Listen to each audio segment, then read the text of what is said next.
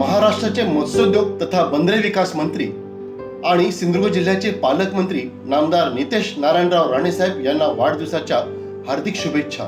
शुभेच्छुक शेतकरी सहकारी खरेदी विक्री संघ मर्यादित कणकवली.